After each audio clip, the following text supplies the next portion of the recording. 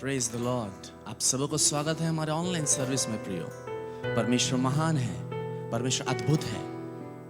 निश्चित तौर से प्रिय, आपको मालूम है हम यूहन्ना का सुसमाचार पढ़े, वहां सिमोन पतरस यीशु मसीह से ये कहता है, हम किसके यहाँ जाएं? जीवन की बातें तो तेरे ही पास है।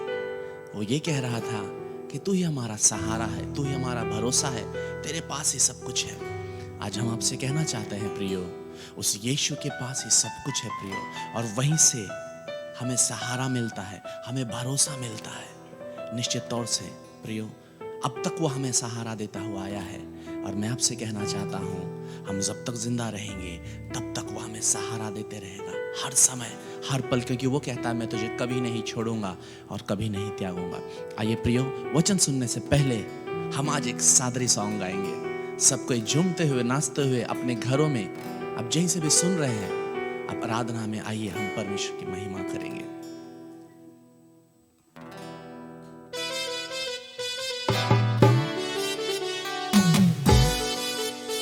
परमेश्वर महान है, सही में प्रियो, वो हमें कभी नहीं छोड़ेगा, कभी नहीं त्यागेगा।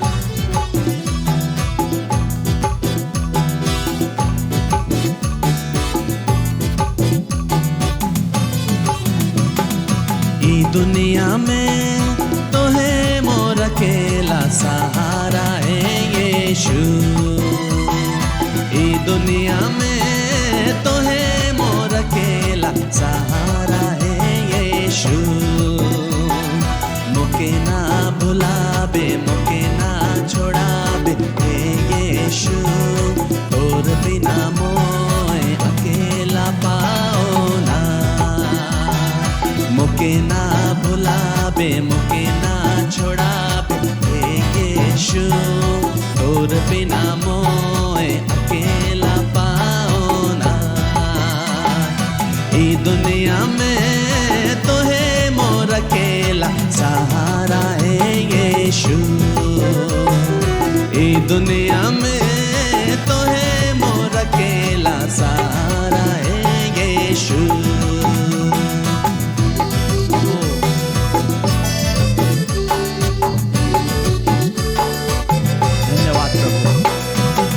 प्रभु तू हमारा सहारा है, तू हमारा भरोसा है।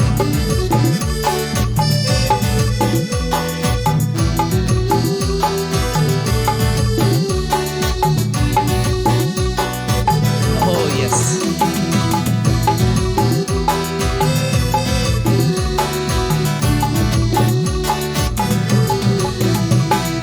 और जगह प्रभु मुके सदा रहे के वचन सुन के दे, और जगह प्रभु मुके सदा रहे के वचन सुन के दे। मैं तोर गुण गाबो, मैं तोर गीत गाबो, मैं तोर गुण गाबो, मैं तोर गीत गाबो। ई दुनिया में तो है मोर अकेला सहारा है यीशु, ई दुनिया में तो है मोर अकेला सहारा है यीशु। मुके ना भुलाबे, मुके ना छोड़ाबे हे यीशु, तोर बिना मोए अकेला पाओ ना।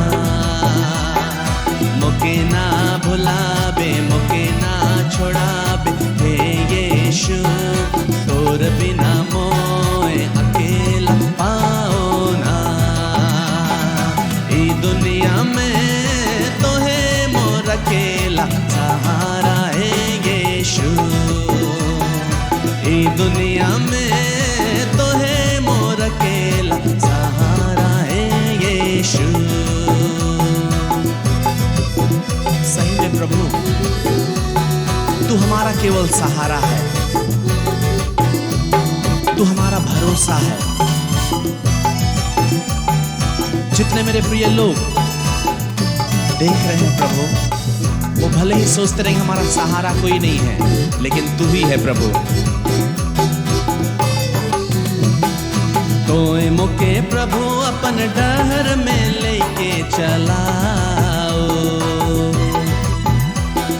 तोए मुके प्रभु अपन डहर में लेके चलाओ, तोर संगे जाबो तो के नहीं छोड़बो, तोर संगे जाबो तो के नहीं छोड़बो। ई दुनिया में तोहे मोर अकेला सहारा है यीशु, ई दुनिया में तोहे मोर अकेला सहारा है यीशु। मुके ना भुलाबे, मुके ना छोड़ाबे हे यीशु, तोर बिना मोए अकेला पाओ ना। मुके ना भुलाबे, मुके ना छोड़ाबे हे यीशु, तोर बिना मोए अकेला पाओ ना। ई दुनिया में तोहे मोर अकेला सहारा है यीशु, ई दुनिया में तोहे मोर अकेला सहारा है यीशु। धन्यवाद देते हैं प्रभु, निश्चित तौर से तू हमारा सहारा है, तू हमारा भरोसा है। खुदा हम डरेंगे नहीं, हम पीछे नहीं हटेंगे प्रभु, लेकिन हम आगे और आगे बढ़ते जाएंगे, क्योंकि तू हमारा सहारा और भरोसा है प्रभु। इस घड़ी समय तेरे दास को हम तेरे हाथों में समर्पित करते हैं खुदा। आपने उन्हें अभिषेक किया है खुदा परमेश्वर, उनके मुख से जो वचन निकल रहा है प्रभु, प्रत्येक जन के जीवन में एक ड्रास्टिक चेंज, एक बदलाहट और एक उन्नति सफलता को ला रहा है। हम विश्वास करते हैं प्रभु, पूरा समय आपके हाथों में देते हैं, यीशु के नाम से प्रार्थना मांगते हैं, आमीन। Praise the Lord, praise the Lord, hallelujah. Welcome to the Odds of Manna. हम विश्वास करते हैं परमेश्वर आप लोगों के साथ में है और परमेश्वर ने आप सबों को इन दिनों में आशीषित किया है और निश्चय परमेश्वर के खोज में लगे हुए हैं। ये अंतिम दिनों में मेरे प्यारे भाई और बहनों, हमें और ज़्यादा से ज़्यादा प्रभु के साथ में लिपटने और चिपकने की बात है, उसे खोजने की आवश्यकता है, क्योंकि परमेश्वर कहता है यहोवा को खोजो तब तुम जीवित रहोगे। यस, हौलनाक और खतरनाक दिन है, स्थिति परिस्थिति गंभीर है, इसमें हमें चाहिए कि हम परमेश्वर के साथ में लिपटे रहें, उसके साथ में चिपके रहें। Hallelujah, praise God. आइए हम छोटी सी दुआ करें और हम लोग आज के विषय में हम लोग जाएंगे। सर्वसामर्थी सेनाओं का यह परमेश्वर पिता, इज़राइल का परमेश्वर, दाऊद का परमेश्वर, इब्राहिम का परमेश्वर, इस समय प्रभु जी हम परमेश्वर पिता अपने आप को तेरे हाथ में समर्पित करते हैं। जितने श्रोता लोग हैं प्रभु जी, सुन रहे हैं प्रभु जी, तेरे बच्चे लोग हैं परमेश्वर पिता, अपने वचन के द्वारा से आज बात कीजिए प्रभु जी, और परमेश्वर पिता शिक्षा दीजिए प्रभु जी, हमें भी प्रभु परमेश्वर पिता अगुवाई कीजिए, ताकि यह परमेश्वर पिता हम ठोस और परमेश्वर मजबूत बातों को प्रभु जी इस चैनल के माध्यम से परमेश्वर लेकर आने पाए। यीशु मसीह के नाम से मांगते हैं, आमेन, हालेलुया। आज जिस विषय में हम बात करने जा रहे हैं वो है you are not a waste. आप बेकार नहीं हैं। कोई अगर कहता है कि मैं बेकार हूं, मैं ऐसे ही पैदा हो गया हूं, मेरा जीवन का कोई अर्थ नहीं है, मेरा जीवन का कोई कहानी नहीं है, मेरा कोई काम नहीं है इस धरती में, तो मैं आपको बताना चाहता हूं आप गलत सोच रहे हैं। ऐसा नहीं होता है। आपका पैदा होना ये एक मिराकल है, हालेलुया। और आपका पैदा होना परमेश्वर की ओर से ये आपको मैसेज दे रहा है कि परमेश्वर कुछ खास चाहता है आपके जीवन में। वो स्वयं इंटरेस्ट लिया है, वो आपके लिए परमेश्वर एक बड़ा योजना बना के रखा है और उस योजना के तहत आपको लेके जाना चाहता है, क्योंकि परमेश्वर आपको पैदा किया है और वो चाहता है आपके जीवन के द्वारा से परमेश्वर का बड़ा महिमा हो। इसीलिए मैं बताना चाहता हूं you are not a waste. आप बेकार नहीं हैं इस धरती में। और परमेश्वर खुद एक जुनून रखता है कि आपके अंदर में से उन तमाम बातों को जिसको उसने डिपॉजिट किया है, अपने कल्पना में जो बातों को रखा है, वो सारी चीज आपके अंदर में छुपा के रखा है, उन सब बातों को बाहर लेना चाहता है, निकालना चाहता है और इस धरती में बाहर दूसरों के बीच में रखना चाहता है, ताकि दूसरे लोग जाने, देखे परमेश्वर आपके अंदर में क्या छुपा कर रखा है। Hallelujah, praise the Lord, praise the Lord. हम लोग क्या आप जानते हैं कि परमेश्वर इस सृष्टि को कितना सुंदर बनाया है। हम लोग देखते हैं कि परमेश्वर ने इस सृष्टि को रचा और उसको सजाया है, उसको तराशा है, उसको बनाया है, ताकि परमेश्वर का महिमा हो। Hallelujah, praise God, praise God, praise God, amen. परमेश्वर कुछ भी नहीं से बहुत कुछ निकालता है। चट्टान से पानी को निकालता है। वो ऐसे ऐसे काम करता है जिसकी आप कल्पना नहीं कर सकते हैं। इसीलिए वो अद्भुत परमेश्वर अद्भुत काम करना चाहता है आपके जीवन में, और आपके द्वारा से करना चाहता है, आपको एक एग्जाम्पल ठहराना चाहता है। इसीलिए मैं बताना चाहता हूं, you are not a waste. आप बेकार नहीं हैं, आप बेकार नहीं हैं। आपका पैदा होना ही एक मिरेकल है। आपका पैदा होना ही यह सबूत है कि आप बेकार नहीं हैं। हालेलुया। एक वचन को हम लोग देखेंगे, दूसरा कोरिन्थी उसका 4:6, दूसरा कोरिन्थी उसका 4:6, उसमें क्या लिखा हुआ है? इसलिए कि परमेश्वर ही है जिसने कहा अंधकार में से ज्योति चमके, और वही हमारे हृदयों में चमका कि परमेश्वर की महिमा की पहचान की ज्योति यीशु मसीह के चेहरे से प्रकाशमान हो। यहां लिखा हुआ है, इसलिए कि परमेश्वर ही है जिसने कहा, क्या कहा? अंधकार में से ज्योति चमके। ये सोचने वाली बात है। हम लोग इस वचन को पढ़ के हम लोग यूं ही आगे निकल जाते हैं। अंधकार में से ज्योति निकले, यह क्या संभव है? परमेश्वर ने आज्ञा दिया, अंधकार में कुछ भी नहीं था, सिर्फ अंधेरा था, और उसमें से ज्योति निकले बोल के परमेश्वर ने कमांड किया। यह हमारा परमेश्वर करता है, यह आपका परमेश्वर करता है। अगर आप बोलते हैं मैं बेकार हूं, तो उस बेकार में से बहुत सारी चीज परमेश्वर निकाल सकता है, क्योंकि परमेश्वर अंधकार में से ज्योति को निकालता है। Hallelujah, praise God, praise God. Romeo के पत्री में से हम लोग देखेंगे 4:17 में यहां पर क्या लिखा हुआ है? जैसा लिखा है, मैंने तुझे बहुत सी जातियों का पिता ठहराया है। यस। उस परमेश्वर के सामने जिस पर उसने विश्वास किया, और जो मरे हुओं को जिलाता है, जो मरे हुओं को जिलाता है, जो मरे हुओं को जिलाता है। सिर्फ इसको आप शारीरिक मृत्यु के विषय में मत देखिए।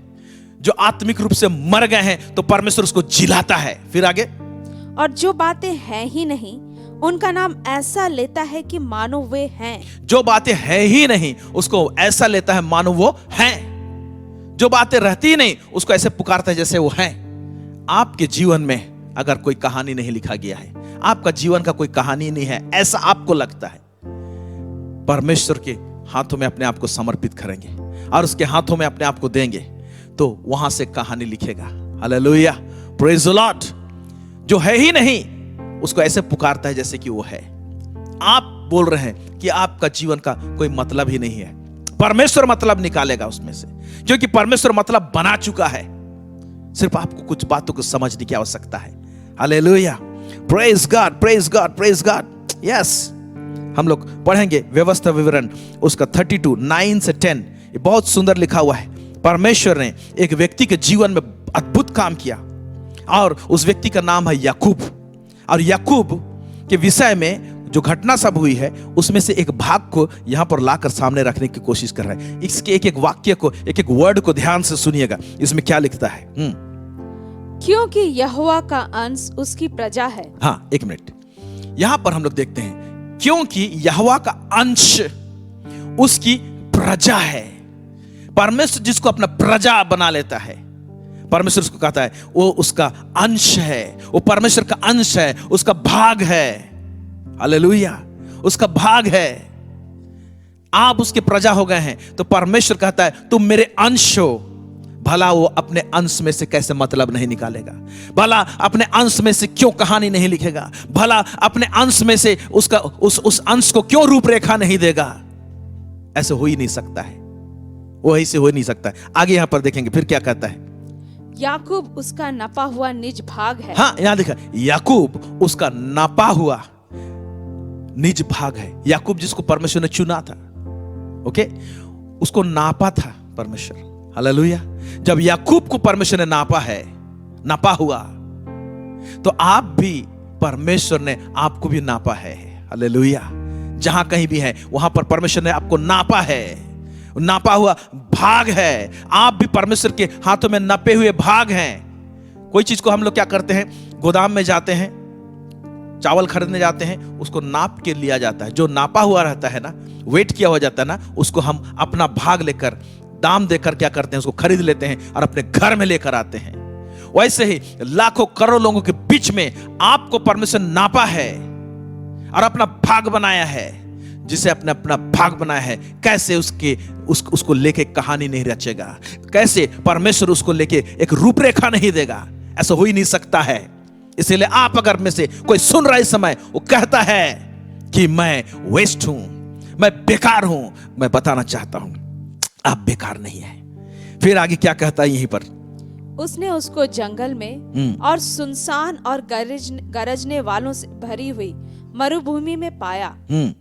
उसने उसके चारों ओर रहकर उसकी रक्षा की और अपनी आग की पुतली के समान उसकी सुधि रखी। उसने उसको जंगल में, देखिए कहां पर है, जंगल में, और सुनसान और गरजने वालों के से भरी हुई मरुभूमि में पाया। क्या आप ऐसे जगह में पाए जाते हैं? जंगल में पाए जाते हैं, सुनसान जगह में पाए जा रहे हैं, गरजने वालों से भरी हुई मरुभूमि में पाए जाते हैं। तो परमेश्वर क्या कहता है उस याकूब को, जब उसने अपना नपा हुआ भाग कहता है, तो उसके साथ में उसने क्या किया, उसने उसके चारों ओर रहकर उसकी रक्षा की और अपनी आंख की पुतली के समान उसकी सुधि ली। हालेलुया। किसकी सुधि ली? किसकी? याकूब की। इसको देखेंगे हम, अंग्रेजी में क्या लिखा हुआ है, यहां पर इस तरह से लिखा हुआ है, for the Lord's portion is his people. Portion, ये मेरा पोर्शन है, मेरा भाग है। Jacob is the lot of his inheritance. फिर कहता है he found him in a desert land. मरुभूमि में पाया, जहां पर कुछ चीज उगता नहीं है, सुनसान पड़ी हुई रहती है, वहां पर उसने पाया उसको। And in the waste howling wilderness he led him about. परमेश्वर ने उसको अगुवाई किया, लिखता हुआ है। फिर लिखता है ही इंस्ट्रक्टेड हिम। ये इंपॉर्टेंट चीज को आप नोट कीजिए। परमेश्वर ने याकूब को इंस्ट्रक्शन दिया, परामर्श दिया, सम्मति दिया। He kept him as an apple of his eyes. वो अपने आंखों की पुतली के समान याकूब को रखा। क्यों इस कैरेक्टर को हमने उठाया? याकूब को जब आंखों की पुतली के समान रख सकता है, तो आपको क्यों नहीं? मालूम याकूब का कैरेक्टर क्या था? उसका नाम ही याकूब का मतलब होता है अड़ंगा मारने वाला।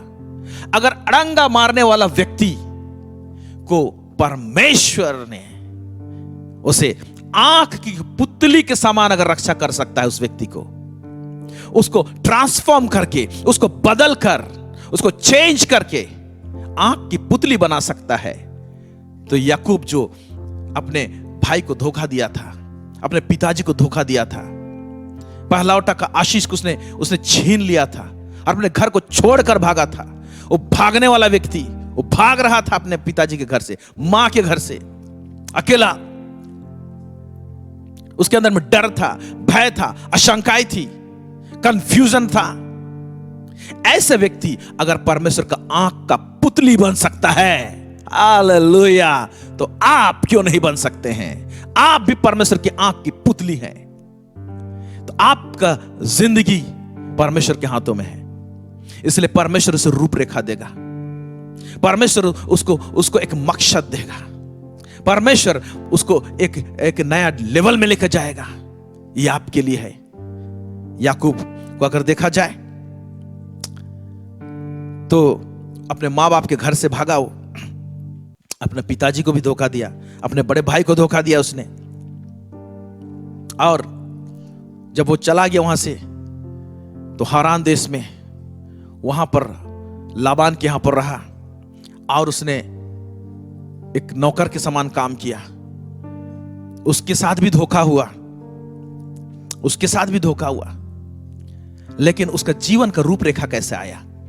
उसका जीवन का रूपरेखा कैसे आया? कब रूपरेखा आया? कब? कैसे वहां पर चालू हुआ? यह चीज हमारे साथ में होना चाहिए। यह चीज अगर आपके साथ में हुआ है, यह तमाम बातें आपके साथ में हुई है, तो मैं बताना चाहता हूं, you are not a waste. आप बेकार नहीं हैं।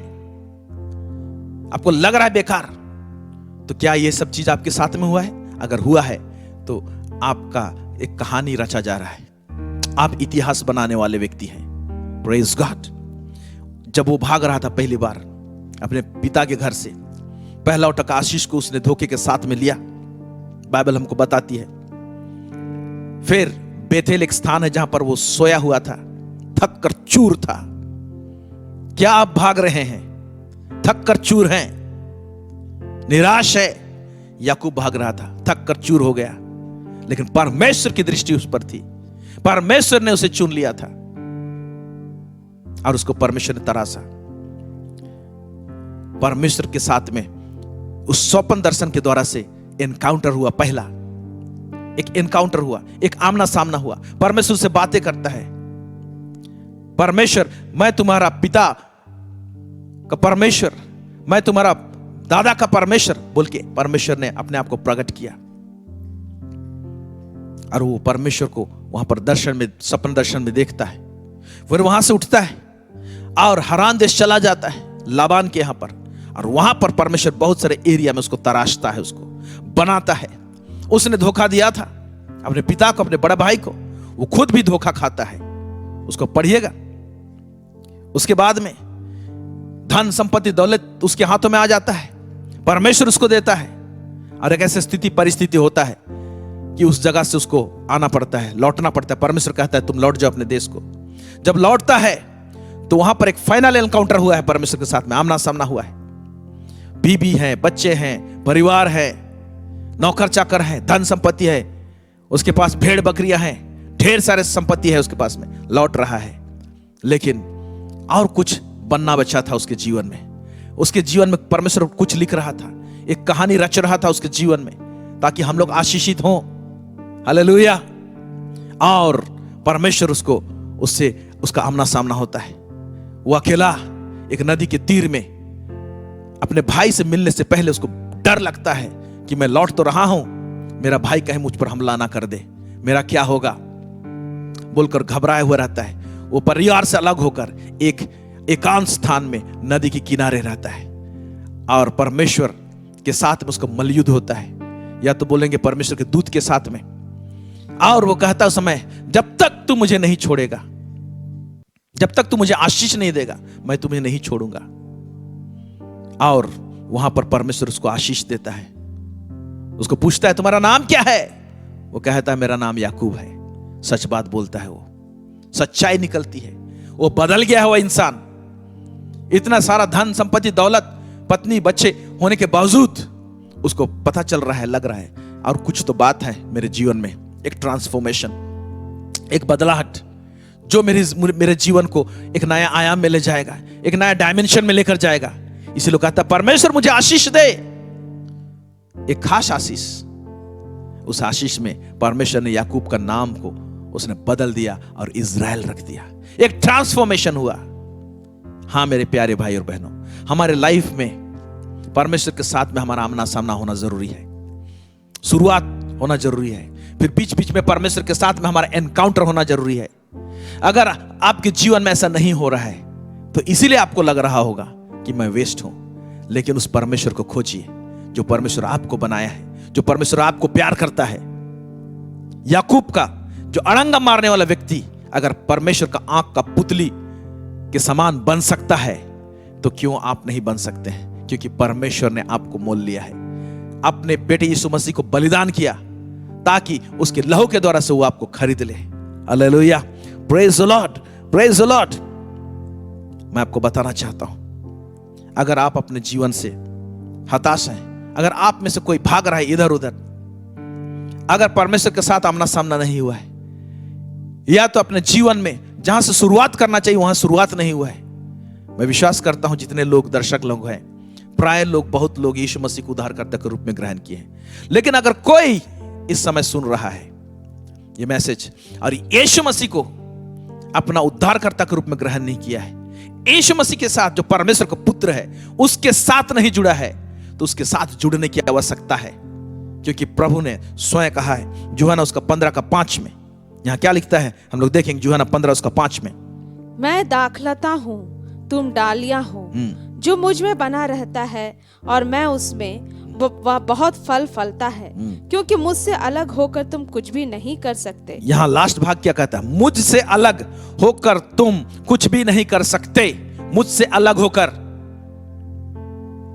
अगर कोई यीशु मसीह के साथ जुड़ा ही नहीं है अभी तक, तो पहला बात तो अलग है।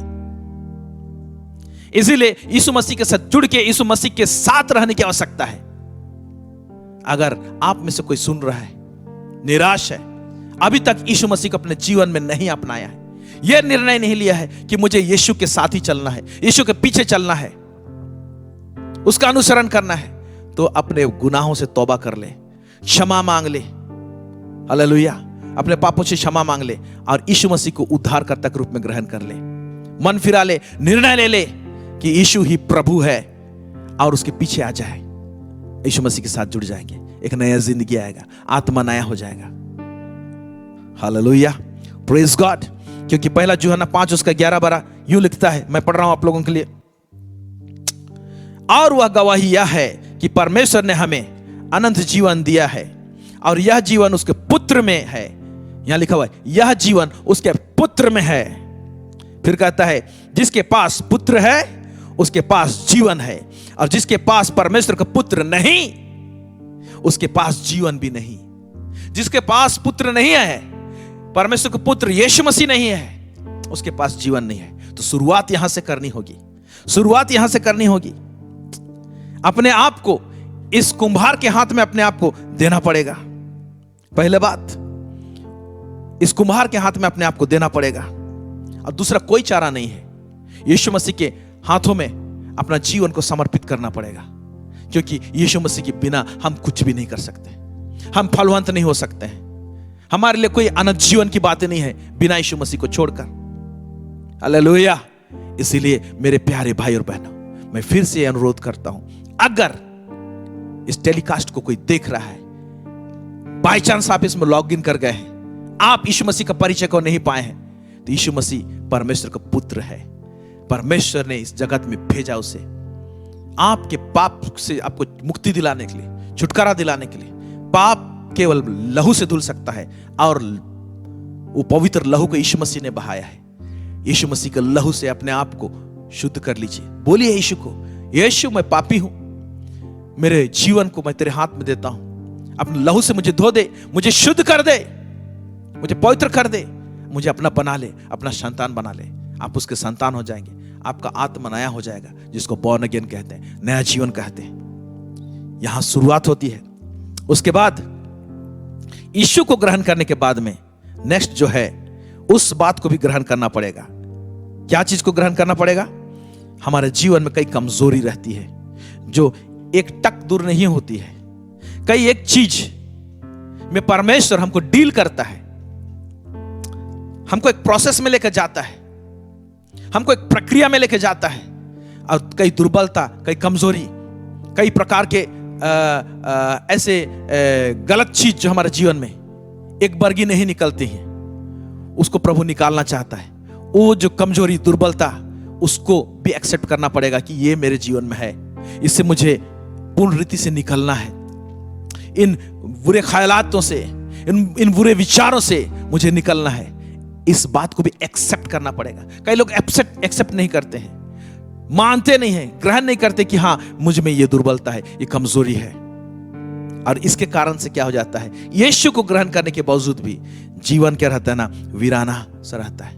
यस, मेरे पास कितने सारे लोग आते हैं और मुझे पूछते हैं, पास्टर जी मैं तो यीशु को ग्रहण किया हूं, अपने पापों से मन फिराया हूं, फिर भी मेरे जीवन में क्यों इतना फ्रस्ट्रेशन है, क्यों मेरे जीवन में शिथिलता है, क्यों मेरे जीवन में चिड़चिड़ाहट है, क्यों मेरे जिंदगी का कोई मतलब नहीं निकल रहा है, ऐसा मुझे लग रहा है।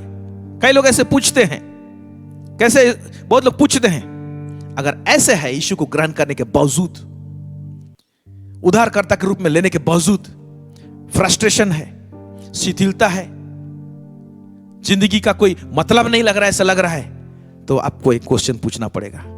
क्या यीशु मसीह को ग्रहण करने के बाद कई एक एरिया में परमेश्वर जब आपको डील कर रहा है, आपको ठीक ठाक करने की कोशिश कर रहा है, ट्रांसफॉर्म करने की कोशिश कर रहा है, एक जीवन शैली मसीह में देना चाह रहा है, तो वो जीवन शैली आपके जीवन में आया है क्या?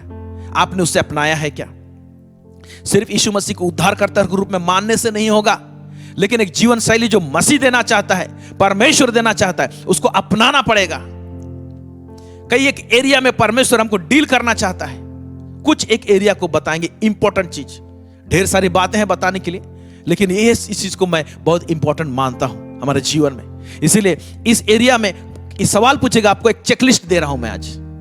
आप सवाल पूछेगा कि इस एरिया में आपका डीलिंग हुआ है क्या, इस एरिया में आपका हीलिंग हुआ है क्या, इस एरिया में आपका चंगाई हुआ है क्या, इस एरिया में आपका बदलाव आया है क्या। अगर नहीं आया है तो इसीलिए आपके जीवन ना जहां का तो वहीं है, वो आगे नहीं बढ़ रहा है, एक मीनिंग नहीं निकल रहा है उसका। परमेश्वर तो चाहता है कुछ करने के लिए, परमेश्वर तो दृष्टि किया है आपके ऊपर में, वो रूपरेखा दान देना चाहता है, लेकिन फिर भी यहां पर कुछ तो बात है, यहां पर कुछ तो बात है। Hallelujah, praise God, praise God. पहला चीज सवाल पूछेगा जहां पर आपको परमेश्वर डील करना चाहता है। एक जो चीज है जिसको हम लोग ऐसे नजरअंदाज करते हैं, वो है गुस्सा। क्या गुस्सा के कारण से बहुत सारी चीज मेरे जीवन में रुक सकता है? यस। आपको लगता है छोटा सा प्रॉब्लम है गुस्सा? नहीं, एंगर जिसको कहते हैं। आइए गुस्सा के विषय में थोड़ा सा देखेंगे हम लोग। मैं कुछ बातों को लेकर आना चाहता हूं आज। कुछ प्रॉब्लम, छोटी छोटी प्रॉब्लम हमारे जीवन में रहती है, लेकिन वो छोटा प्रॉब्लम है, बड़ा प्रॉब्लम है। इसके ऊपर में बहुत लोग जय नहीं पाते हैं और बोलते हैं यीशु को हमने लिया, प्रभु को ग्रहण कर लिया है, मैं कलीसिया जा रहा हूं, मैं ये कर रहा हूं, मैं बाइबल पढ़ रहा हूं, लेकिन क्यों मेरे जीवन का कुछ अर्थ नहीं निकल रहा है? क्यों मुझे ऐसा लग रहा है मैं बेकार हूं? परमेश्वर कहीं पर डील करना चाह रहा है, परमेश्वर कहीं पर सुधारना चाह रहा है, परमेश्वर कभी कहीं पर ठीक करना चाह रहा है। यह चीज के लिए सवाल पूछिए पहले, गुस्सा।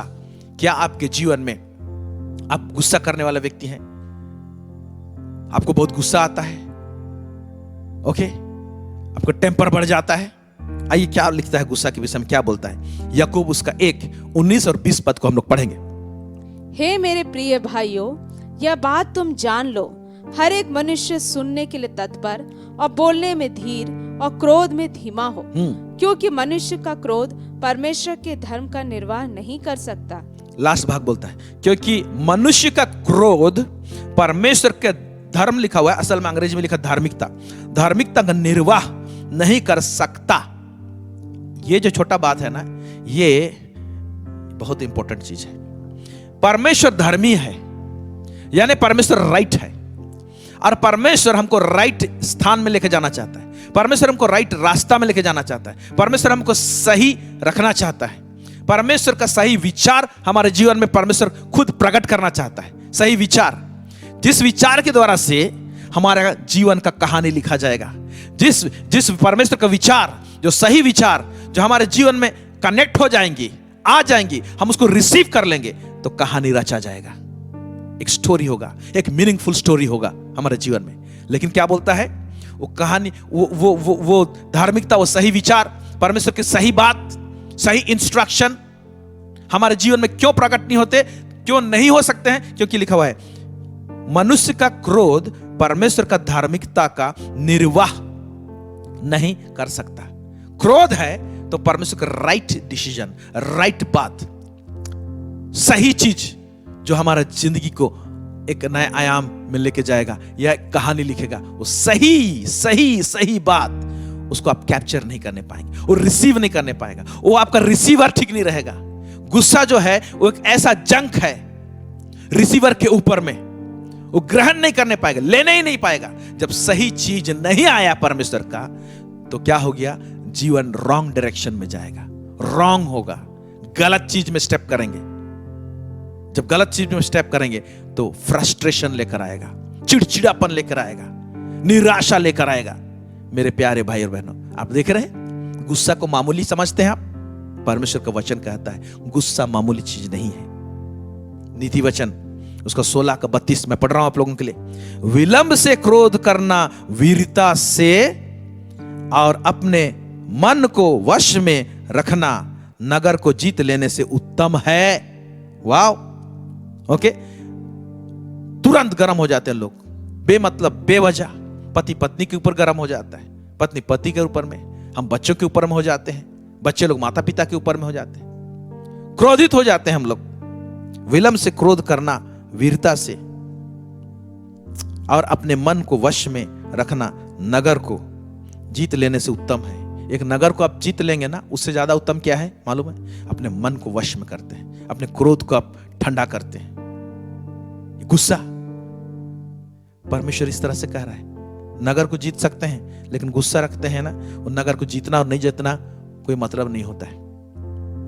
भजन संहिता उसका 37 उसका 8 पढ़ेंगे, क्या लिखता है यहाँ पर?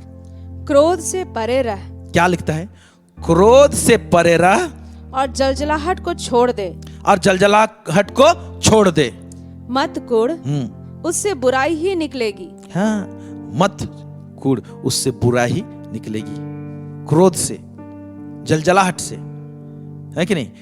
इसको छोड़ दे बोल रहा है, एक्सक्लेमेशन मार्क दिया हुआ है यहाँ पर। माने गंभीरता से, अचंभा के साथ में परमेश्वर बोल रहा है, छोड़ दे, मत कुढ़, उससे बुराई ही निकलेगी। It will lead you to evil, अंग्रेजी में लिखा, इट विल लीड यू, वो बुराई की ओर लेके जाएगा। जब बुराई की ओर लेके जाएगा तो कहानी कैसे लिखा जाएगा? जिंदगी में मीनिंग कहां से आएगा? नहीं आएगा। इसीलिए यीशु को ग्रहण किए हैं। मेरा सवाल है आपसे, क्या क्रोध का डीलिंग हुआ है आपके लाइफ में? क्या इसमें ट्रांसफॉर्मेशन आया है? मैं बताना चाहता हूं, जब मैं यीशु मसीह को ग्रहण नहीं किया था, मैं खुद, मेरे माता पिता इतने अच्छे हैं, लेकिन मैं जवाब देने वाला व्यक्ति था। चिड़चिड़ा के जवाब दूंगा, गुस्सा से जवाब दूंगा, इस तरह का मेरा हरकत रहता था। लेकिन जब यीशु मसीह को उद्धारकर्ता के रूप में ग्रहण किया, परमेश्वर ने डील किया मेरे जीवन में, उसके बाद में कितना कुछ भी बोल देंगे। कई बार ऐसे होता था, मैं गलती नहीं भी किया रहूंगा लेकिन बोल देंगे, मुझे गुस्सा ही नहीं आता था, चुपचाप रहूंगा, नॉर्मल रहूंगा। मेरे प्यारे भाई और बहनों, जब गुस्सा नहीं होगा, क्रोधित नहीं होंगे तो परमेश्वर का राइट चीज आपके हार्ट में ड्रॉप होने पाएगा, है ना? जैसे कि बूंद बूंद जैसे गिरता है ना, वैसे उसका राइट इंस्ट्रक्शन, उसके डिसीजंस, परमेश्वर का विचार, उसके ख्यालात हमारे हार्ट में हम लोग रिसीव करने पाते हैं। जब रिसीव करने पाएंगे, हमको डायरेक्शन मिलेगा। जब डायरेक्शन मिलेगा, हमको रास्ता मिलेगा, हमको किधर जाना है, तब कहानी अच्छी तरह से लिखी जाएगी। Hallelujah, praise God. आप बोलेंगे यीशु मसीह तो गुस्सा किया। हाँ किया। एक होली एंगर है, एक होली एंगर है, पवित्र गुस्सा बोलेंगे उसको। एक वचन में इसको समेट के लिया गया है, हम लोग उसको देखेंगे। यीशु मसीह गुस्सा किया जब यरूशलेम मंदिर में, जो प्रार्थना का स्थान कहलाता था, वहां पर बिजनेस चल रहा था, तो वहां पर गुस्सा किया है उन लोगों पर जो लोग बिजनेस कर रहे थे। Okay, Holi anger is different. लेकिन हम लोग बेमतलब वाला गुस्सा सब करते हैं, स्वार्थ के कारण से गुस्सा करते हैं। ऐसे नहीं हो सकता है। यहां क्या लिखता है? इफिसी उसका 4:26 और 27 क्या लिखता है? क्रोध तो करो पर पाप मत करो। देखिए, तो कौन वाला क्रोध पाप में नहीं लेके जाएगा? यीशु मसीह जो क्रोध किया वो पाप नहीं है। क्यों? क्योंकि वो मिनिस्ट्री के खातिर किया है, सेवा के खातिर किया है, वहां पर वो क्रोध। इसलिए कई एक बार प्रभु के दासी लोगों का जीवन में क्रोध दिखाई देता है, गुस्सा दिखाई देता है। मेरे पास एक विश्वासी आया रिसेंटली और कहता है, दादा आप गुस्सा करेंगे बोलकर मुझे डर लगता है। वो एक गुस्सा को डर लग, आप गुस्सा करेंगे बोलकर डर लगता है, इसलिए बात करने के लिए हिम्मत नहीं होता है। हमने कहा, देखिए हमारा हृदय पत्थर का नहीं है, मांस का परमेश्वर ने दिया है, परमेश्वर अपने प्रेम को डाला है। अगर हम गुस्सा करते हैं तो उसका कारण दूसरा है। आप हमारे भेड़ हैं, आपको एक चीज मना करने के बावजूद भी उसको करेंगे तो हम गुस्सा करेंगे, वो जायज बात है। आप भेड़ बकरी चराते हैं, क्या आप अपने भेड़ बकरी के ऊपर में आपको गुस्सा नहीं आता जब बात नहीं मानते, जिधर चराना चाहते उधर नहीं चराते हैं? तो इसका मतलब क्या? उसको जब सोटा लगाते हैं तो आप घर लेकर नहीं आते हैं, आप लेकर आते हैं ना गौशाले में। वैसे ही हम गुस्सा करते हैं। तो वही गुस्सा अलग है, आता है वो चला भी जाता है। लेकिन कई एक जो गुस्सा हम लोग अपना परिवार में रखे रहते हैं, हमारे कलीसिया के भाई बहनों के प्रति रखे रहते हैं, क्रोधित हुए रहते हैं मेरे प्यारे भाई और बहनों, जिसके कारण से क्या होता है ना, हम लोग परमेश्वर का बात जो है, जो इंस्ट्रक्शन है, उसका धार्मिकता का जो मार्ग है, जो एक इंस्ट्रक्शन के रूप में आता है, एक परामर्श के रूप में आता है, वो मिसिंग रहेगा, वो बाईपास हो जाएगा हमारे जीवन से, नहीं आने पाएगा। और नहीं आने पाएगा तो हमारा जिंदगी का जो कहानी जो लिखना चाहता है परमेश्वर, वो लिखा नहीं जा सकता है। गुस्से के एरिया में परमेश्वर हमको डील करना चाहता है। अगर आप चाहते हैं कि आप बेकार ना रहें, परमेश्वर तो इसे नहीं बुलाया है बेकार रहने के लिए, पैदा इसलिए किया है कि परमेश्वर के लिए काम में आए, आपके जीवन से परमेश्वर का महिमा हो, ये परमेश्वर चाहता है। लेकिन क्वेश्चन पूछिए आज, क्या बात है गुस्सा को लेके? चेंजेस आया कि नहीं आया? मैं कई लोगों के साथ में बात करता हूं, प्रभु को ग्रहण किए कितने साल हो गए, लेकिन वैसे ही उनका जीवन में गुस्सा ठंडा नहीं हुआ है। घर में टेम्परमेंट जो है, जो उसको जो दिखता है गुस्सा, उसमें कोई बदलाव नहीं, वैसी है, सालों साल वैसी है। और इसके कारण से हम देखने पाते हैं उनकी लाइफ में फ्रस्ट्रेशन है, वो आएगा फ्रस्ट्रेशन, चिड़चिड़ापन रहेगा लाइफ में। दूसरा चीज कड़वाहट। कड़वाहट जो है वो हार्ट में हमारे बास करता है। लोगों के प्रति कड़वाहट रहता है, विश्वासियों के प्रति कड़वाहट रहता है, प्रभु के दासों के प्रति कड़वाहट रखे रहते हैं, छुप के बैठा हुआ रहता है। और ये कड़वाहट ना आपको 1 इंच बढ़ने नहीं देगा। हो सकता है आपके मुंह से हालेलुया निकले, हो सकता है आप प्रार्थना में जाए, हो सकता है आपका देन दान भी रहे, सब कुछ रहे, लेकिन आप आत्मिक रूप से आगे नहीं बढ़ रहे। आपके जीवन में जो उद्देश्य परमेश्वर ठहराया है वो उद्देश्य पूरा नहीं हो रहा है। कड़वाहट के साथ में आप 1 इंच आगे नहीं जा सकते हैं। पढ़ेंगे हम लोग एक वचन, इब्रानी उसका 12 उसका 15 पद क्या लिखता है यहां पर? इब्रानी 12 उसका 15 पद। ध्यान से देखते रहो, ध्यान से देखते रहो, ऐसा ना हो कि कोई परमेश्वर के अनुग्रह से वंचित रह जाए। ध्यान से देखते रहो कि कहीं परमेश्वर का अनुग्रह से वंचित ना रह जाए। परमेश्वर का जो ग्रेस है वो एक पावर है। बिना परमेश्वर का ग्रेस हम लोग कुछ नहीं कर सकते हैं। अब ग्रेस ही गायब हो जाएगा, अनुग्रह ही गायब हो जाएगा, तो हम लोग क्या कर सकते हैं? हमारा जीवन का मतलब नहीं निकलेगा यहां पर। तो ग्रेस, अनुग्रह, कैसे उससे वंचित हो सकता है व्यक्ति? कैसे दूर हो सकता है उसके जीवन से अनुग्रह? कैसे घट सकता है उसके जीवन से अनुग्रह? अनुग्रह के विषय में एक चीज जानिए, अनुग्रह बढ़ सकता है तो अनुग्रह घट भी सकता है। यह अनुग्रह मैटर ही ऐसा है। हाँ, पढ़ेंगे। ध्यान से देखते रहो, ऐसा ना हो कि कोई परमेश्वर के अनुग्रह से वंचित रह जाए या कोई कड़वी जड़ फूट कर कष्ट दे और उसके द्वारा बहुत से लोग अशुद्ध हो जाएं। अभी देखिए, या कोई कड़वी जड़ फूट कर कष्ट दे, अंग्रेजी में बिटर रूट, ये कड़वाहट के विषय में। और एक जड़ के समान वो अंदर में रहता है, वो जड़ पकड़ता है, हार्ट को कब्जा कर लेता है और क्या करेगा? उसको कष्ट देगा। कड़वाहट पहले आपको कष्ट देगा, फिर उसके बाद दूसरों को अशुद्ध करेगा। अब यहां पर परमेश्वर कैसे कहानी लिखेगा? इसलिए कई लोगों के जीवन में परमेश्वर अलग अलग जगह में रखकर उनको डील कर रहे हैं, कई पेनफुल प्रोसेस से, दर्द का स्थिति परिस्थिति से लेकर वो कड़वाहट को निकालना चाहता है। चेक कीजिए, पहला मैंने बताया गुस्सा, क्या गुस्सा का डीलिंग हुआ है आपके लाइफ में? फिर दूसरा है कड़वाहट, क्या कड़वाहट का डीलिंग हुआ है आपके जीवन में? इफिसी उसका 4 का 31 में यूं लिखता है, सब प्रकार की कड़वाहट।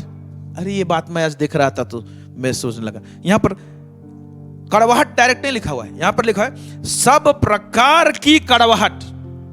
कितना प्रकार का कड़वाहट है?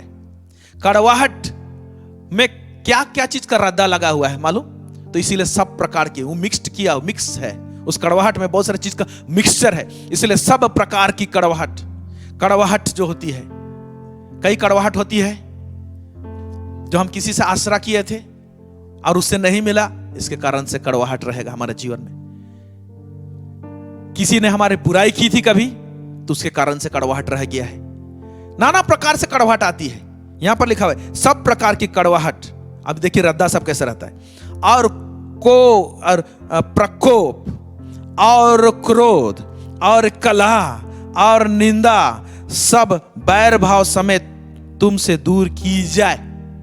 कड़वाहट के साथ में ये सब चीज लिखा हुआ है, प्रकोप, क्रोध, कलह, निंदा, सब बैर भाव। तो इस सब का मिक्सचर भी कड़वाहट में रहेगा, इसलिए सब प्रकार का कड़वाहट। जानते हैं आपको, एक चुना हुआ जन जो पहला राजा हुआ इजराइल का, वो है साउल। परमेश्वर ने उसको एनॉइंट किया, अभिषेक किया, एक अच्छा फ्यूचर था उसके लिए। पहला तो उसने प्रभु का दास प्रोफेट सामुएल का बात को नहीं सुना, उसने कुछ कहा था, उसे कुछ इंस्ट्रक्शन दिया था, उसको फॉलो नहीं किया। उसके बाद धीरे धीरे एक ऐसा चीज आता है कि दाऊद उसके सामने आता है जो गोलियत को मारा रहता है, और दाऊद का कीर्ति बढ़ जाता है, उसका इंपॉर्टेंस बढ़ जाता है, लोग उसकी तारीफ करना शुरू करते हैं। जब उसकी तारीफ करना शुरू करते हैं तो इसके कारण से हम लोग देखते हैं कि साउल के जीवन में उसके हार्ट में कड़वाहट आ जाता है, बिटरनेस रहता है, गुस्सा करने लगता है और कड़वाहट से भर जाता है दाऊद के प्रति। हालांकि दाऊद उसको कितना मदद किया है, दाऊद उसको प्यार किया है शाऊल को। दाऊद के पास में मौका मिला कि शाऊल को कितना बार उसको चांस मिला कि खत्म कर दे, लेकिन देखिए दाऊद का हृदय लव से भरा हुआ था, प्रेम से भरा हुआ था। उसका जीवन का कहानी को देखिए, परमेश्वर ने कैसा लिखा। वो प्रेम से भरा हुआ था, उसके हृदय में कड़वाहट नहीं थी। कितने इसके दुश्मन थे, लेकिन दाऊद परमेश्वर के सम्मुख वो सीधा चाल चलता था। हाँ, कई भूल सब की है उसने, लेकिन वो मन फिराने में भी एक नंबर रहता था। जब उसको हिदायत मिलती थी, वो मन फिरा के परमेश्वर के पास में आता था। वो इधर उधर की बातें नहीं करता था। लेकिन शाऊल, उसके अंदर में कड़वाहट रह गया था दाऊद के लिए। और देखते हैं कि उसके जीवन से उसका गद्दी छीन जाता है शाऊल के जीवन से, और उसका मृत्यु बहुत दर्दनाक होता है, बहुत दर्दनाक होता है। और लेकिन दाऊद के जीवन में परमेश्वर ने सिंहासन को, उसके गद्दी को स्थिर किया है। Hallelujah, praise God. किसको कड़वाहट रखना चाहिए? खाने के टेबल में शाऊल ने एक बर्छा लेकर दाऊद की तरफ उसने मारा। खाने के टेबल खिला कर उसने भोजन में बुलाया, भोजन कर रहा है, और शाऊल क्या कर रहा है? उसको मारने की कोशिश कर रहा है। दाऊद के अंदर में कड़वाहट आना चाहिए, लेकिन दाऊद के अंदर में कड़वाहट नहीं आ रहा है। देखते हैं किसके अंदर में कड़वाहट आ रहा है? शाऊल के अंदर में आ रहा है। क्या आपके अंदर में कड़वाहट है?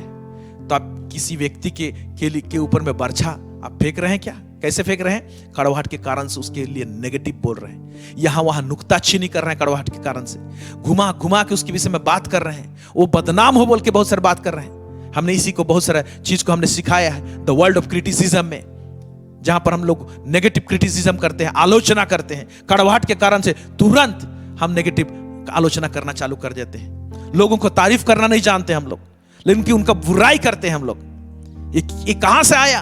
ये कड़वाहट कहीं ना कहीं है, छुप के है, पता नहीं चलता है। अगर कड़वाहट का डीलिंग नहीं हुआ है तो आप और हम 1 इंच आगे नहीं बढ़ सकते हैं।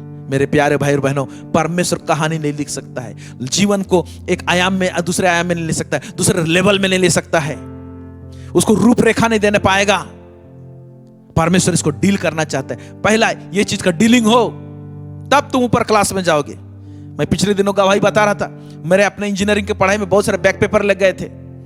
मेरे को फाइनल ईयर में एडमिशन नहीं मिला।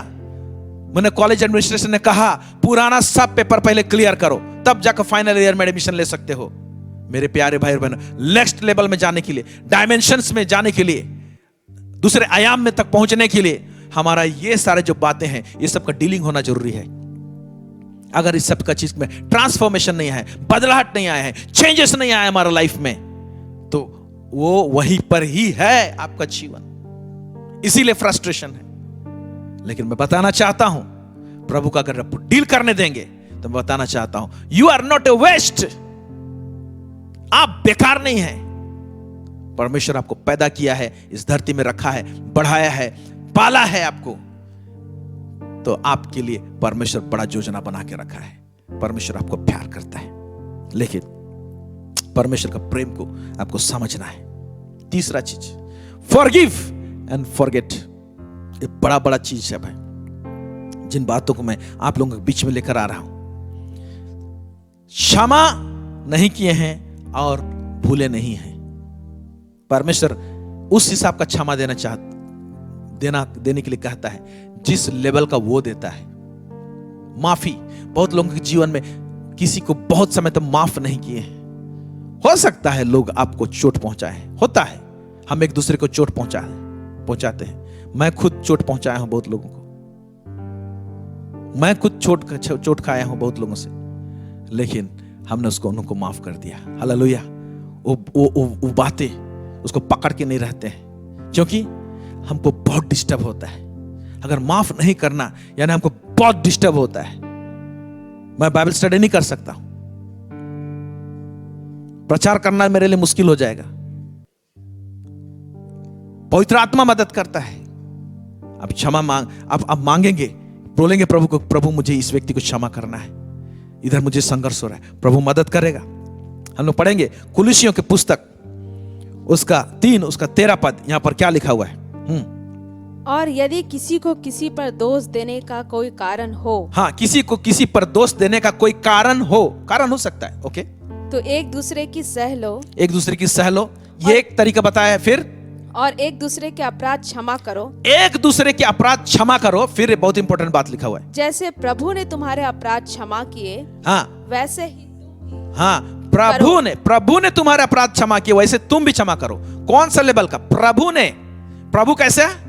प्रभु क्षमा किया, जब क्षमा कर दिया है ना, तो उसी बात को लाला के सामने नहीं रखा है। आज बहुत लोग बोलते हैं मैं क्षमा कर दिया, मैं क्षमा कर दी, लेकिन मालूम उसी बात को दूसरा जगह में बोलेंगे, मालूम है वो ब्रदर ने ऐसे किया था, उसने जब मुझे ऐसे बोला ना, ऐसे हुआ था, ये किया था। अब क्यों रिपीट कर रहे हैं? आपने क्षमा नहीं किया है। क्षमा मतलब वो बात चैप्टर क्लोज, वो किताब बंद है वहां पर। इसको कितने बार शिक्षा देने के बाद भी बहुत सारे लोगों को समझ में नहीं आता है। क्षमा बहुत खतरनाक चीज है। प्रभु कहता है अगर तुम दूसरों का अपराध क्षमा नहीं करोगे तो तुम्हारा अपराध भी क्षमा नहीं होगा। जानते कितना खतरनाक चीज है? Hello, praise God, praise God. इसलिए बोलता है जैसे प्रभु ने तुम्हारे अपराध क्षमा किए वैसे तुम भी करो। प्रभु ने कैसे किए? कैसे? देखिए यहां पर भजन संहिता उसका 103 उसका 10 to 14 यहां क्या लिखता हुआ है? उसने हमारे पापों के अनुसार हमसे व्यवहार नहीं किया। एक मिनट, उसने हमारे पापों के अनुसार हमसे व्यवहार नहीं किया। व्यवहार नहीं किया। आज आपको कोई चोट पहुंचा दिया या कहीं पर तकलीफ पहुंचा दिया, कैसे व्यवहार कर रहे हैं? कैसे व्यवहार? परमेश्वर ने हमारे पापों के अनुसार हमसे व्यवहार नहीं किया। हम क्या चाहते हैं? मुझे चोट पहुंचाया है, मैं भी कहीं ना कहीं कुछ को चोट पहुंचाना चाहिए। मेरा नुकसान हुआ उसके द्वारा से, मैं भी थोड़ा सा कुछ ना कुछ उसके द्वारा से उसका नुकसान होना चाहिए, मैं उसको कटघरे में खड़ा करूंगा। इस प्रकार की बातें होती हैं। फिर क्या लिखता है? और ना हमारे अधर्म के कामों के अनुसार हमको बदला दिया है। हाँ, ना हमारा अधर्म के कामों के अनुसार बदला दिया। परमेश्वर ऐसा किया। तो प्रभु जब क्षमा कर का बात बोलता है ना, तो उसने ऐसा किया, आपको और मुझे भी ऐसे करना पड़ेगा। ओके, फिर क्या बोलता है? जैसे आकाश पृथ्वी के ऊपर ऊंचा है, वैसे ही उसकी करुणा उसके डरवैयों के ऊपर प्रबल है। उद्याचल अस्ताचल से जितनी दूर है, उसने हमारे अपराधों को हमसे उतनी ही दूर कर दिया है। जैसे पिता अपने बालकों पर दया करता है, वैसे ही यहोवा अपने डरवैयों पर दया करता है। हाँ, जैसे पिता अपने बालकों पर दया करता है, दया करके क्षमा करता है, वैसे ही हम लोग को भी ऐसी दया करके क्षमा करना पड़ेगा। Praise God, hallelujah. सवाल पैदा होता है, इस लेवल का क्षमा कर सकते हैं हम लोग? आंसर है यस। क्यों नहीं? क्यों? क्योंकि हम लोग के जीवन में जब यीशु को हम लोग ग्रहण किए हैं, पवित्र आत्मा का छाप लगा है, तो पवित्र आत्मा मदद करेगा। पवित्र आत्मा हमको मदद करेगा और 100% हम इस लेवल का क्षमा कर सकते हैं। क्षमा कर सकते हैं। जब हम लोग देखते हैं कि ग्राहम स्टेन और उसके 2 बच्चों को जला कर मार दिया गया विरोधियों ने, उस समय में जब पूछा गया उसकी पत्नी से, ग्राहम स्टेन की पत्नी से, आप क्या चाहते हो? क्या बात है? क्या कहना चाहते जो लोग आपके पति को जला दिए, आपके बच्चों को मार दिया? उसने एक ही चीज कहा, मैं उनको माफ करती हूं। Hallelujah, praise the Lord. बहुत बड़ा बात है, माफ करती हूं। ये तो प्रशासन का अपना उसका जिम्मेवारी था, इसलिए प्रशासन ने अपना काम किया, एक्शन लिया। लेकिन इस बहन ने, ग्राहम स्टेन की वाइफ ने, उसने कहा मैं उनको क्षमा करती हूं। प्रेज गॉड, कितनी बड़ी बात। ये कैसा कर सकता है एक व्यक्ति तभी कर सकता है जब वो यीशु को ठीक से पकड़ा है। एक व्यक्ति तभी कर सकता है जब वो पवित्र आत्मा में होकर चलता है। Hallelujah, praise God, praise God.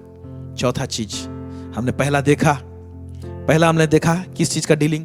गुस्सा का डीलिंग, फिर कड़वाहट का डीलिंग, फिर क्षमा करने वाली बात वो हमारे जीवन में होनी चाहिए, और भूलने वाली बात क्षमा करके। उसके बाद अगर चाहते हैं कि जीवन में एक नया अध्याय जुड़े, चाहते हैं कि आप बेकार ना रहें, परमेश्वर के काम आनी चाहिए, आपका मीनिंगफुल लाइफ होना चाहिए, तो इंपॉर्टेंट बात सबको आप लोगों के बीच में ला रहे हैं। इसके बीच में बहुत सारा बातें की जा सकती है। आज जस्ट मैं ट्रिगर करना चाहता हूं किसी के जीवन में जो अपने आप को एक होपलेस जीवन जी रहा है, जस्ट मैं प्रेरित करना चाहता हूं उस व्यक्ति को। हालेलुया। इन तमाम बातों को लाकर यहां पर परमेश्वर का डीलिंग है। यीशु मसीह को उद्धारकर्ता ग्रहण करने के बाद में चेक कीजिए कि आपका संगति चेंज हुआ है कि नहीं। यह इंपॉर्टेंट चीज है। आप जब प्रभु को नहीं लिए थे उस समय आपका संगति क्या था, आपका किस जगह बैठते थे, आप किनके साथ में उठना बैठना था। और संगति चेंज इसलिए किया जाता है ताकि आपका एनवायरनमेंट चेंज हो, आपका वातावरण बदले। यस, वो जरूरी है। एक नया वातावरण प्रभु लेकर आता है और प्रभु चाहता है कि राइट फेलोशिप रहे, क्योंकि जब राइट फेलोशिप नहीं रहता है, सहभागिता संगति नहीं रहता है, तो भी आपका जीवन जिस तरह से रूपरेखा लेना चाहिए नहीं होने पाएगा।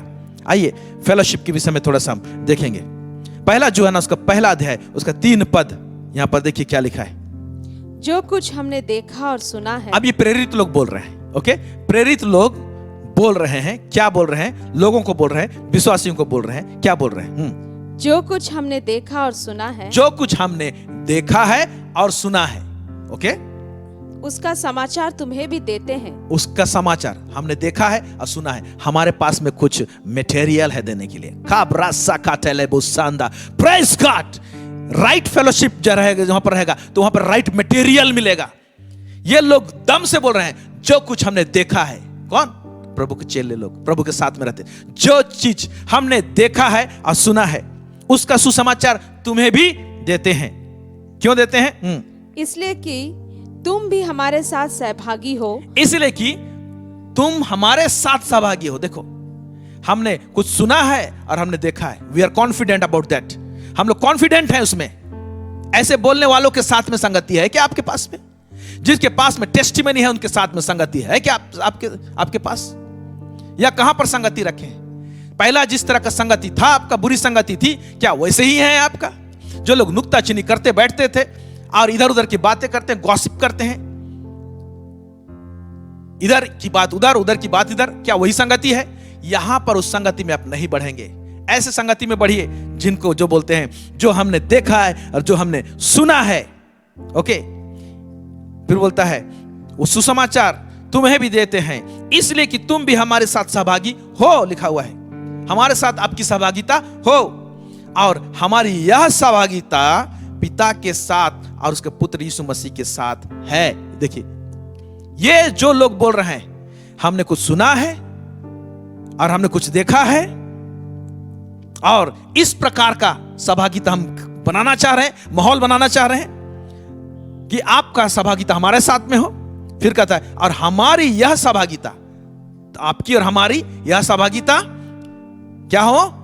पिता के साथ और उसके पुत्र यीशु के साथ हो। वाह, बड़ा मुझे बहुत ही अच्छा लग रहा है। यह क्वालिटी फेलोशिप है। इस प्रकार का फेलोशिप में क्या होता है ना, एनॉइंटिंग ट्रांसफर होते हैं, अभिषेक, तेल का आदान प्रदान होता है, विजन का आदान प्रदान होता है, इंस्ट्रक्शन का आदान प्रदान होता है। ऐसे फेलोशिप में सीक्रेट्स रिवील होते हैं। खाबरा साला का बांटे। Praise God. क्या आपका सहभागिता चेंज हुआ है मसीह को ग्रहण करने के बाद में? चेक कीजिए। अगर राइट फेलोशिप नहीं है, किसके साथ उठते हैं बैठते हैं आप, वो सही नहीं है, और उस फेलोशिप में यीशु नहीं आ रहा है, उस फेलोशिप में परमेश्वर नहीं आ रहा है, उस फेलोशिप में सुसमाचार नहीं है, उस फेलोशिप में टेस्टिमनी नहीं है, सहभागिता नहीं है, कहां से बढ़ेंगे? क्या कहानी लिखा जाएगा? परमेश्वर क्या रूपरेखा देगा? यह सब चीज जरूरी है, और यह चीज सही नहीं रहता है, इसीलिए क्या होता है? फ्रस्ट्रेटेड लाइफ रहता है, और कहने लगते हैं, फिर बोलने लगेंगे कि I am a waste. No, ये आपको फील हो रहा है यू आर वेस्ट, बिकॉज ये सारे चीज को आपने ध्यान नहीं दिया है। आगे देखेंगे इस फेलोशिप के विषय में क्या बोलता है। गलती उसका 2 का 9 पद क्या कहता है? और जब उन्होंने उस अनुग्रह को जो मुझे मिला था जान लिया। ये पौलुस कह रहा है। देखिए, पौलुस एक फेलोशिप का बात कर रहा है। इनका फेलोशिप का स्ट्रेंथ को देखिए, अंडरस्टैंडिंग देखिए। और जब उन्होंने उस अनुग्रह को जो मुझे मिला था जान लिया। किसने जान लिया? दूसरे प्रेरितों ने जान लिया। ओके, प्रकट हुआ। फिर क्या बोलता है? तो याकूब और कैफा और यूहन्ना ने जो कलीसिया के खंबे समझे जाते थे, ओके, कलीसिया के खंबे समझे जाते थे कौन? याकूब, कैफा और यूहन्ना। ये लोग कलीसिया के खंबे जाने जाते थे। ये लोग पौलुस के ऊपर में जो अनुग्रह है उसको पहचान लिए। तो क्या किया? खंबे समझे जाते थे। मुझको और बरनबास को संगति का दाहिना हाथ दिया कि हम अन्य जातियों के पास जाएं और वे खतना किए हुए हुओं के पास। देखिए, संगति का दाहिना हाथ दिया। यहां 3 लोग, याकूब, कैफा और यूहन्ना, इनका फेलोशिप पौलुस और बरनबास के साथ में रहा। क्या? एक दूसरे के अनुग्रह को पहचाने। आप जिसके पास में बैठते हैं, क्या उसके अनुग्रह को पहचानते हैं? या आपके ऊपर में जो ग्रेस है उसको कोई पहचानता है क्या? और उसके बाद में वो संगति हो रहा है क्या?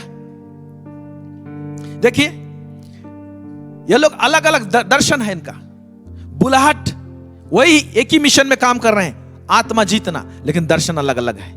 कुछ लोग हैं अन्य जातियों के पास में जा रहे हैं, जैसे पौलुस और बरनबास, और कुछ लोग हैं जो यहूदियों के पास में जाते हैं, जैसे कि याकूब, कैफा और यूहन्ना। लेकिन इनके बीच में एक फेलोशिप था, एक संगति था। हालेलुया! कितना सुंदर कह रहा है। क्या आपके पास में ऐसा कोई दाहिना हाथ है? या आपने किसी के पास में दाहिना हाथ बढ़ाया है? किस प्रकार का संगति है हम देखेंगे। दूसरा थिस्सलुनी उसका 3:14 से 15 मैं पढ़ रहा हूं। यदि कोई हमारी इस पत्री की बात को ना माने तो उस पर दृष्टि रखो। हम जो चिट्ठी लिख रहे हैं, हमारा कुछ इंस्ट्रक्शन है, अगर उसको ना माने तो उस व्यक्ति पर दृष्टि रखो बोल रहा है, और उसकी संगति ना करो। ये बाइबल कह रही है, उसकी संगति मत करो, फेलोशिप मत रखो बोला है। क्यों? क्योंकि इस प्रकार का फेलोशिप क्या होगा ना, आपके जीवन को गड़बड़ करेगा। इसलिए फेलोशिप जो होता है ना, यीशु को ग्रहण करने के बाद में किस प्रकार का सहभागिता, 2-4 लोगों के साथ में बैठते हैं, क्या बातें करते हैं। मैं बार बार पूछता हूं, क्या बातें करते हैं? इधर का बात उधर, उधर का बात उधर, इसका नुक्ताचीनी, उसका नुक्ताचीनी। वो प्रभु का दास ऐसे है, ये प्रभु का दास ऐसे है, उस मिनिस्ट्री का में क्या कमजोरी है। जीसस के विषय में बात कीजिए, प्रकाशनों के विषय में बात कीजिए, परमेश्वर के विषय में बातें कीजिए, प्रार्थना में समय व्यतीत कीजिए, इधर उधर की नहीं। राइट फेलोशिप आपको राइट डायरेक्शन में लेके जाएगा। इसलिए संगति बहुत इंपॉर्टेंट होता है। बोला है उसकी संगति ना करो जिससे वह लज्जित हो, तो भी उसे बैरी मत समझो। संगति मत रखो लेकिन उसको दुश्मन मत समझो बोला है। पर भाई जानकर चिताओ, उसको भाई जानो बोला है, चिताओ, लेकिन संगति मत रखो। चिताओ, सुधर गया तो ठीक है तब संगति रखो, नहीं सुधरा है तो दूर ही रखो उसको। क्यों? क्योंकि वो आपका जीवन में राइट चीज को इम्प्लांट नहीं करेगा। जब हम लोग फेलोशिप रखते हैं ना, वो बहुत कीमती रहता है। हम चूज करते हैं कहां पर बैठे, क्या चीज को सुने और क्या चीज को ना सुने। हम फीड जो करते हैं फेलोशिप में, हम राइट चीज को फीड करते हैं। आप क्या फीड कर रहे हैं, क्या खा रहे हैं, क्या ले रहे हैं? क्योंकि कई एक चीज का भोजन आपको फेलोशिप में मिलेगा। फेलोशिप मतलब सीधा चर्च कलीसिया नहीं कर रहा हूं, 2 जन हो सकते हैं, 4 जन हो सकते हैं, 2 परिवार हो सकते हैं। क्या इनटेक ले रहे हैं, क्या खा रहे हैं आप, उससे आपका जिंदगी का रूपरेखा आएगा। आपका जीवन में जो दर्शन हो प्रकट होंगे, आपका बुलाहट का पहचान होगा। चौथा पॉइंट मैं बताना चाहता हूं, यहां तक केवल नहीं रुकना है, इसके साथ में आप चाहते हैं कि आपका जीवन मीनिंगफुल रहे, निकले, उभर कर आए, परमेश्वर जो चाहता है वो निकल कर आए, तो आपके लाइफ में सिखाने वाले होना चाहिए, मेंटर होना चाहिए, एक स्पिरिचुअल आत्मिक गाइड होना चाहिए जो आपको सिखाए। हो सकता है वो अपना जीवन का दर्द को बताए, या आपके पास में एक ऐसा मेंटर होना चाहिए, सिखाने वाला होना चाहिए, जिसको आप अपना दिल का बात बता सकें, अपने कमजोरियों को बता सकें, गाइडेंस ले सके, अपना दर्द को बता सके, अपना चिंता को बता सके, अपना टेंशन को शेयर कर सके। ऐसा आपके पास में मेंटर है क्या? ऐसा है क्या? कई बार मेंटर के थ्रू से प्रभु की बात आएगी। हर एक चीज परमेश्वर नहीं बात करता है डायरेक्ट। बहुत सारे बात जो हो गए मेंटर के, शिक्षक के द्वारा से, सिखाने वाले के द्वारा से आ सकते। वो सिखाने वाला हो सकता है एक बिलीवर हो, मैच्योर्ड होगा। वो सिखाने वाला एक प्रभु का दास हो सकता है, एक पासवान हो सकता है, एक प्रॉफिट हो सकता है, एक अपोस्टल हो सकता है, कोई भी हो सकता है। लेकिन एक स्पिरिचुअल मेंटर की आवश्यकता है, गाइड की आवश्यकता है। पढ़ेंगे नीति वचन 24 उसका 13 से 14। यहां क्या लिखता है? हे मेरे पुत्र तू मधु खा। हाँ, क्या बोलता है? हे मेरे पुत्र तू मधु खा। मधु क्या खाते हैं? क्यों खाते हैं मालूम? थक गए रहने से मधु खाने से ना रिफ्रेशमेंट मिलता है, ताकत देता है। और केवल मधु खा नहीं बोला है, यहां पर मैं देख रहा था और एक चीज खा बोल रहा है। क्योंकि वह अच्छा है। क्योंकि वह अच्छा है। और मधु का छत्ता भी। हाँ, क्योंकि वह मधु का छत्ता भी खा। मधु तो छत्ता में रहेगा, अब छत्ता भी खा। मतलब छत्ता को खाएंगे तो कैसे खाएंगे? छत्ता के अंदर जो बचा कुचा सब है ना, उसको चूस चूस के खाएंगे इंटरेस्ट के साथ में। मधु ले, मेहनत कर, उसका छत्ता भी खा। फिर क्योंकि वह तेरे मुंह में मीठा लगेगा। क्योंकि वो तेरे मुंह में मीठा लगेगा। फिर इसी रीति बुद्धि भी तुझे वैसे ही मीठी लगेगी। वैसे बुद्धि भी तुम्हें मीठी लगेगी। यदि तू उसे पा जाए तो अंत में उसका फल भी मिलेगा और तेरी आशा ना टूटेगी। हाँ, यदि तू उसे पा जाए, बुद्धि की बात पा जाए, अंत में उसका फल भी मिलेगा और तेरी आशा ना टूटेगी। कहां से बुद्धि की बात आएगी? परमेश्वर से तो आएगी, वचन से आएगी, लेकिन एक मेंटर से, सिखाने वाली। क्योंकि वो मेंटर जो है ना, वो बहुत सारा उतार चढ़ाव से गुजरा होगा। हो सकता है कोई गड्ढा में गिरा होगा, वो आपको तुरंत बता देगा इसको मत कर। इसीलिए मेंटर चाहिए। इसको मत कर, इधर मत जा, गिरेगा, इसके ऐसे होता है। आपको इजीली आपको आंसर मिल जाएगा। इसीलिए एक गाइड, एक मेंटर की आवश्यकता है। तब अच्छी तरह से आपका जीवन को परमेश्वर लिखने पाएगा। ये सब चीज स्पिरिचुअल है, ये परमेश्वर ही देता है। ये सब एक आत्मिक प्रणाली है जिसमें मेंटर की आवश्यकता होती है। Praise God. अंग्रेजी में इस तरह से लिखा हुआ है, जहां पर लिखा है यदि तू उसे पा जाए तो अंत में उसका फल भी मिलेगा। ऐसा लिखा हुआ है। मैं पढ़ रहा हूं नीति वचन 24 का 14 का बोल रहा है, so shall the knowledge of wisdom be unto thy soul, and when thou hast found it, जब तुम्हें मिल जाएगा, then there shall be a reward। और एक ट्रांसलेशन में लिखा हुआ है, then it will be your future, you will get to your future। तुम अपना भविष्य की ओर बढ़ोगे। जब बुद्धि मिल जाएगा तो तुम भविष्य की ओर बढ़ोगे। it will be your future, ऐसे लिखा हुआ है। and thy expectation shall not be cut off, और तुम निराश नहीं रहोगे, तुम्हारी आशा ना टूटेगी। इसीलिए मेंटर की आवश्यकता है, सिखाने वाली की आवश्यकता है, उभारने वाली। मेंटर क्या करेगा? वो आपको खोजने के लिए मदद करेगा। आपके अंदर डिस्कवर क्या है, क्या उद्देश्य है, वो देगा, वो निकालने के लिए मदद करेगा। फिर उसका इंस्ट्रक्शन, आपको परामर्श देगा, वो आपको आगे लेके जाएगा। इसीलिए मेंटर की आवश्यकता है। आप चेक कीजिए, मालूम पहला तीमुथी और दूसरा तीमुथी जो चिट्ठी है, वो पौलुस ने तीमुथियुस को लिखा है। डायरेक्ट लेटर लिखा हुआ है, ऐसे करना, ऐसे मत करना, ये करना है, वो करना। इतना सारा परामर्श दिया है। पौलुस तीमुथियुस का मेंटर था, उसको सिखाने वाला था, गाइड करने वाला था। आपका है नहीं है? क्या बात है, इसको जानिए। Praise the Lord. फिर और एक बात बताना चाहता हूं, क्या आप परमेश्वर के वचन को प्यार करते हैं? भूख और प्यास है? क्या आप प्रार्थना करने वाले हैं? ये सारे चीज जो ऊपर बताया, ये सब चीज को देख इसके साथ साथ क्या आप परमेश्वर को प्यार करते हैं? क्या आप परमेश्वर के वचन को प्यार करते हैं? क्या आप प्रार्थना करने वाले हैं? यिर्मयाह 33:3 यहां ऐसे लिखा हुआ है, मुझसे प्रार्थना कर और मैं तेरी सुनकर तुझे बड़ी बड़ी और कठिन बातें बताऊंगा जिसे तू अभी नहीं जानता। नहीं जानने वाला बात, हमारा भविष्य के बात को प्रभु बताएगा, प्रकट करेगा। हमारा एक प्रार्थनाशील जीवन होना चाहिए। प्रार्थना करेंगे, पूछेंगे प्रभु को। बहुत लोग प्रार्थना ही नहीं करते हैं, जीरो प्रेयर। आप क्या सोचते हैं, किधर जाएंगे आप? कौन सा डायरेक्शन में लेके जाएगा? प्रभु आपको वेस्ट नहीं बनाना चाहता है। परमेश्वर आपको बेकार नहीं रखना चाहता है। आप बेकार नहीं है, परमेश्वर ने आपको चुना है। Hallelujah, praise the Lord.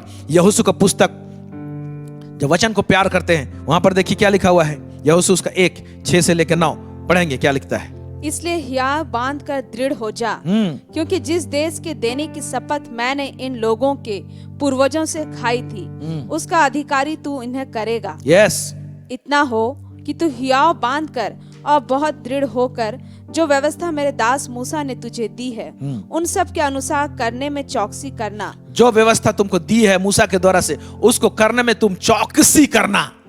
Love the word of God बोल रहा है, परमेश्वर के वचन को प्यार करें।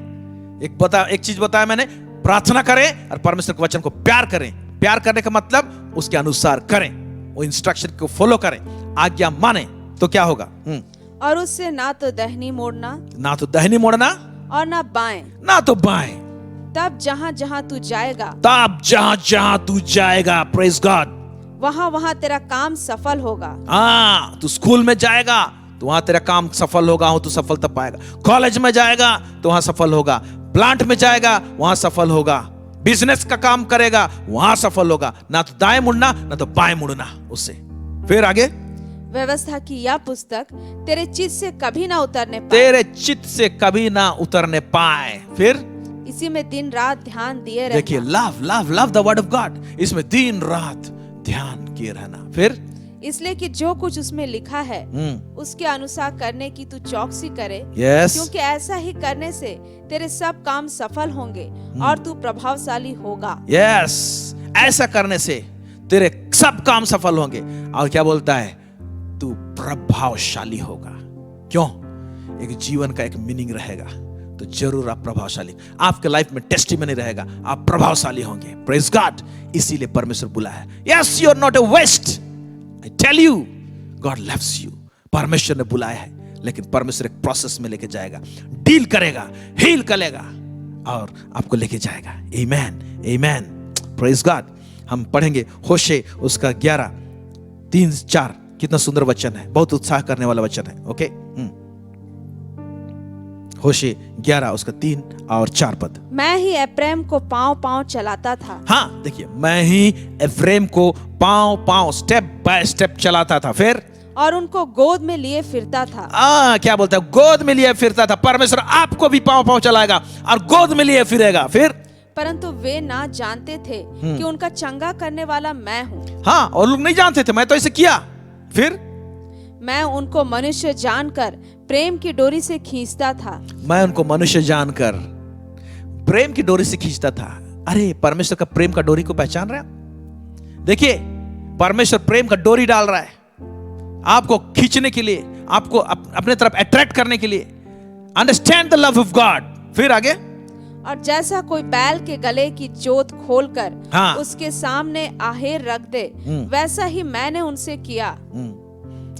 हाँ, और जैसा कोई बैल के गले की जोत खोलकर उसके सामने आहार रख दे, वैसा ही मैंने भी उनसे किया। मतलब क्या बोल रहा है यहां पर, कितना सुंदर लग रहा है। बैल का गला में जो योक होता है, यहां जो डालते हैं खांधे में, ओके, जुआ होता है।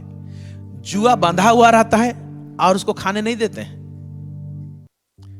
जब खाने दिया जाता है तो यहां का लोड को हटाया जाता है, ओके, और उसके सामने आहार रखा जाता है। ऐसे मैं क्या हूं बोलता है परमेश्वर, आपके कांधे में अगर कुछ जुआ है तो परमेश्वर उसको हटा के आपको रिलीज करना चाहता है। काबरा से कोलाबरा टिकी आंडा, प्रेज गॉड। आपके कांधे का जुआ को तोड़ना चाहता है, दूर करना चाहता है, फिर आपके सामने आहार रखना चाहता है ताकि आपको खाएं और उस आहार से आप बल प्राप्त करें। परमेश्वर इस तरह से आपको करना चाहता है। So you are not a waste. मैं उत्साहित करना चाहता हूं आपको। इज़ाया 51 उसका 3, यहां पर यूं लिखा हुआ है, यहोवा ने सियोन को शांति दी है। ओके, उसने उसके सब खंडहरों, आपके जीवन में कितने सारे खंडर हैं, खंडहरों को शांति दी है। परमेश्वर आपके जीवन को खंड में जो अगर कहीं पर खंडर है तो उसको क्या करेगा, खंडर को बसाएगा, उसको ठीक ठाक करेगा और आपको शांति देगा।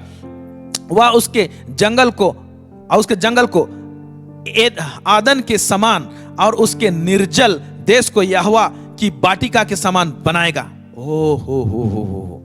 खंडहर है अगर आपका जीवन लगता है, मीनिंगलेस लग रहा है, तो परमेश्वर बोलता है वो एदन की वाटिका के समान जैसे सींचा हुआ था, वो आपके जीवन को ऐसे बनाना चाहता है। परमेश्वर समान बनाएगा, उसमें हर्ष और आनंद और धन्यवाद और भजन गाने का शब्द सुनाई पड़ेंगे। जब जीवन का मीनिंग निकलेगा, एक स्टोरी लिखा जाएगा, परमेश्वर एक टेस्टिमनी गढ़ेगा, एक रचेगा, तो क्या बोलता है उसमें, क्या सुनाई देगा? हर्ष और आनंद और धन्यवाद और भजन गाने का शब्द सुनाई पड़ेगा आपके जीवन में। मैं घोषणा करता हूं यीशु मसीह के नाम से आपका जीवन का मतलब निकलने पाए। मैं घोषणा करता हूं यीशु मसीह के नाम से जो बात जो आपको कौंध रही है वो आपके दिलो दिमाग से निकल जाए। मैं घोषणा करता हूं यीशु मसीह के नाम से कि आपका जीवन में जितना खंडर है वो सब दूर हो जाए, वो सब बसाया जाए और उसको एदन की बगीचा के समान परमेश्वर बना दे और बन जाए। उसमें हमेशा हर्ष और आनंद और उल्लास का शब्द हमेशा सुनाई देने पाए। हम घोषणा करते हैं यीशु मसीह के नाम से। Praise God.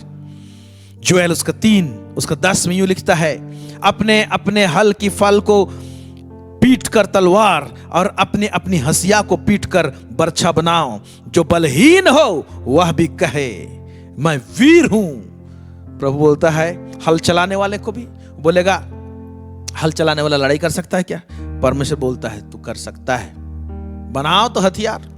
फिर बोलता है अपने खेत में वो हंसिया चलाने वाले को उसको बनाओ बर्छा। आप बोलेंगे बर्छा तो बना दूंगा, मैं लड़ सकता हूं क्या?